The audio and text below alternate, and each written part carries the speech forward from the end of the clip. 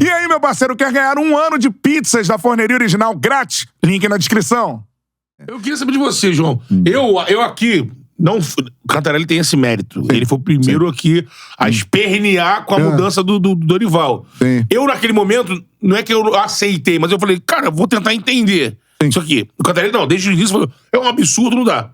Só que quando passou o processo, eu, pelo menos, analisando, falei, cara, foi uma cagada gigante. Porque você troca o técnico, você sabe que tem pouco tempo pra uma competição importantíssima, e mesmo assim troca... Mantém o cara férias. tinha os processos todos na mão, do CT, dos jogadores, quem a gente falava fora do ar. Podia não ganhar, lógico, porque ele perdeu o Rodinei e o João Gomes. A tendência é ele não ser campeão mundial, pelo menos. Mas assim, acho que aquela coisa absurda, o nível cair tanto, não cairia. Mas, quando você começa a ver, pô, com tão pouco tempo, troca o cara, dá as férias acima do normal... Então você já vai demorar mais a recuperar, enfim. Eu falei aqui no programa, no dia seguinte que eu fui eliminado pelo Al Hilal e depois ganhou lá o 3º lugar, eu falei, se eu sou o Landim, se a análise ali do futebol é simplesmente competência, eu já, Marcos, obrigado, Marcos. 19 pra cá me ajudou muito, mas o ciclo se encerra aqui. E vou mudar. Só que é política, né? Não é competência. Fácil o Sargento Garcia prender o Zorro. Isso não vai acontecer. Tá ligado na história do Zorro? Sim. Que o Sargento Garcia nunca não consegue prender o Zorro. Não vai. Porque, cara, o Marcos Braz, ele é um homem de confiança do Landim. Eles têm uma confiança muito grande um no outro e eu concordo plenamente com você. Já era para ter acontecido uma mudança ali, mas não aconteceu e depois agora do ocorrido no shopping, eu acho que fica mais difícil ainda, porque internamente com a presidência ele ganhou força, respaldo público. Não vou mandar o cara embora agora, o cara é meu braço direito, é o cara que eu confio. E falou que fica até 2024. Ele vai ficar até o final de 2024, com certeza. Mesmo que isso possa trazer pra situação uma condição de não conseguir fazer sucessão. Porque o Landim, até o ano passado, ele não imaginava ele não fazer o sucessor. Com os títulos que conquistou, com o faturamento do Flamengo. Sim. Hoje, você olha pro cenário do Flamengo, analisa 2013 todo e vai pro último ano de mandato, sim, eu acho que eles entram em 2024, mesmo que se for campeão, porque se for campeão, eu acho que não é um título da diretoria, nem dos jogadores, mesmo que seja eles que vão fazer o resultado ali. Vai ser um título da camisa, da magnética, aquela coisa. Sim. E 24, eu não consigo ver o grupo fazendo sucessão. Bandeira, Valim, quem aparecer aí. Depende. Porque o futebol puxa a fila. Se ganhar títulos relevantes... 24 diferentes. Tem chance de emplacar o candidato do Landim. Se continuar desse jeito, pagando mico, não conquistando títulos, uma série de situações constrangedoras, aí não. Agora, se arrumar a casa... E aí você vai falar, mas vai arrumar a casa com o Marcos Braz? Eu acho que deveria acontecer uma mudança. Mas, ao mesmo tempo, com ele já conquistou títulos também. Sim, sim. Então, acho que vai depender muito disso. Se ganhar títulos no ano que vem, o grupo do Landim ganha força de novo. Agora, se continuar perdendo, aí vale a pena lembrar que o Bandeira, depois de 2 mandatos, ele não conseguiu emplacar o seu sucessor, que era o Ricardo Lomba. Por causa do fracasso no futebol. Isso. No futebol não foi bem, né? Você falou perfeito. Naquele momento, era o fracasso do futebol e o fracasso do modelo do diretor executivo, né?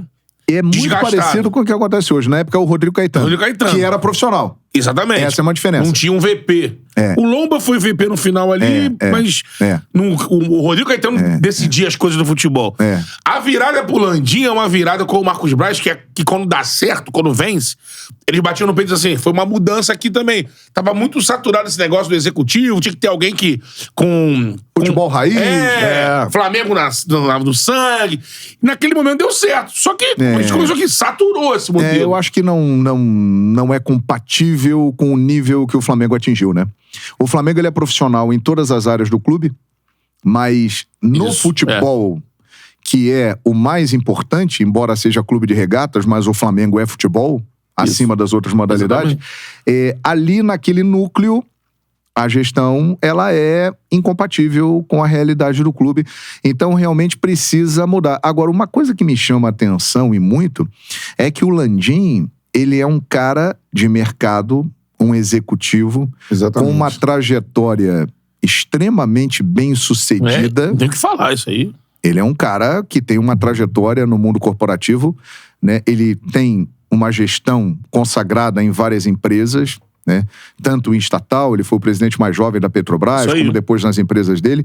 Ou seja, é realmente estranho isso, porque na hora que ele chega para implementar um profissionalismo, né? Mas essa situação dele com o Marcos Braz, que eles realmente têm um vínculo, uma afinidade, isso está prevalecendo e até determinado momento se justificava pela conquista grande de títulos. Sim. Mas de um tempo para cá realmente não se justifica mais. É isso. E é bom a gente lembrar que o Marcos Braz é um cara, uma história política no Flamengo muito grande, e que após a cisão da chapa azul ali, Exato. o grupo do Marcos Braz político foi muito importante para a eleição do Landim, né? Então, assim, que não pode ser importante para uma sequência de mandato ou de um outro candidato. E é bom lembrar, o grupo do Marcos Braz, o Marcos Braz faz parte dos grupos, como dizer, anteriores à Chapa Azul. Exato. Ele faz parte dos grupos que a Chapa Azul entrou apontando que não queremos isso. Exato. Né? A Chapa Azul. A Chapa Azul, a cisão, o número de votos, você tem que... Bandeira ficou com um grupo que mantém meio que esse pensamento. Já o Landim, ele ampliou, e pra ganhar, ele ampliou abrindo, por exemplo, a Patrícia estava no grupo do Landim.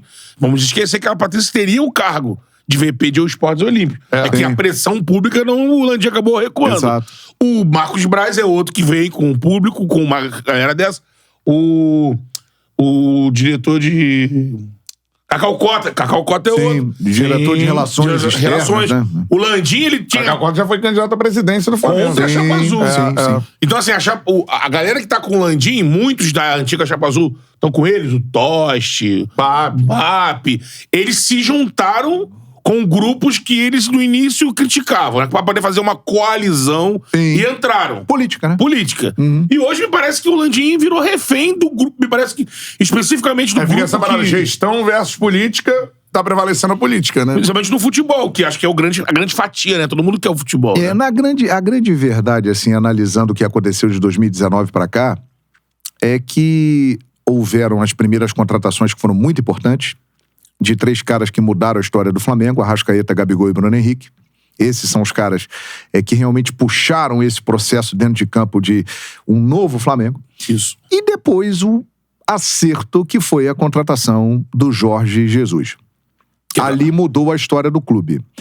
Eu tenho certeza de que nem as pessoas que contrataram o Jorge Jesus naquele momento, eles tinham noção do que seria aquilo. Sim. E foi. E depois, por decisão do próprio, ele decidiu muito cedo sair, depois de um contrato renovado. Ele ficou cerca de 11 meses no Flamengo e foi embora. E depois do Jorge Jesus, nunca mais foi a mesma coisa. Mesmo com títulos do Rogério Ceni, com os títulos do Dorival, mas não foi daquele jeito. O domínio, o controle de jogo, né? O controle de tudo, né? De tudo, né?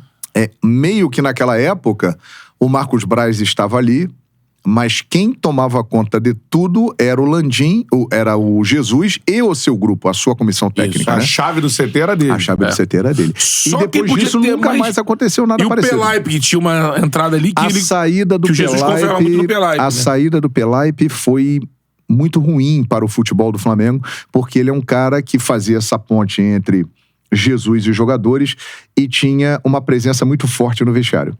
Então o Flamengo perdeu o Pelaipe e não repôs a altura também.